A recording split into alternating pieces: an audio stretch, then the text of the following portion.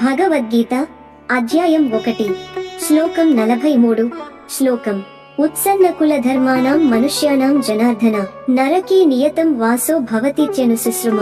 ఈ సమయంలో అర్జునుడు భయంతో శరీర మరణానికి కాదు, ధర్మ నాశనానికి భయపడుతున్నాడు. అతడు శ్రీకృష్ణునితో ఇలా అంటున్నాడు. శ్లోక ఉచ్చారణ. ఉత్సన్న కుల ధర్మాణం, కుటుంబ ధర్మాలు నాశనమైన వారిలో మనుష్యానాం జనార్దన, ఓ జనార్దన, ఆ మనుషులకు నరకే నియతం వాసః, నరకంలో స్థిరమైన నివాసం భవతి ఇతి అనుశుశ్రుమ. అవునని మేము విన్నాము. అనువాదం. ఓ జనార్దన, కుటుంబ ధర్మాలు నశించిన వారికి నరకంలో శాశ్వత వాసముంటుందని మేము విన్నాము. తాత్విక విశ్లేషణ.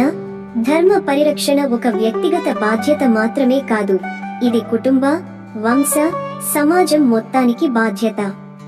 అర్జునుడి భావన ప్రకారం ధర్మహీన జీవితం అనేది నరక జీవితం. నరకమంటే భయంకరమైన లోకమేగాక తానుగా కలిగే లోపలి అశాంతి, దేహ, మానసిక నాశనం. నేటి ప్రపంచానికి సందేశం. సమాజంలో ధర్మం నశిస్తే బయటైన సమస్యల కంటే లోపలి సమస్యలు తీవ్రం అవుతాయి. మనం సంప్రదాయాలను విస్మరించడమే కాదు, పొరపాటున ధర్మాన్ని కూడా విస్మరిస్తుంటాం. కుటుంబ బంధాలు, పెద్దల గౌరవం, నిజాయితీ, విధి విధానాలు ఇవి లేకపోతే వ్యక్తిగతంగా మాత్రమే కాదు, జాతిగతంగా నాశనం అటు మొదలవుతుంది. ఆత్మ పరిశీలన. మీ కుటుంబంలో ధర్మబద్ధ జీవితం కొనసాగుతోందా? మన వంశపారంపర్యం మన చేతిలో సురక్షితమా?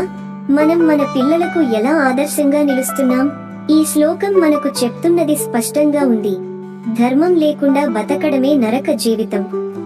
మరిన్ని శ్లోకాల యూట్యూబ్ స్క్రిప్ట్స్ కోసం సబ్స్క్రైబ్ చేయండి, లైక్ చేయండి, షేర్ చేయండి.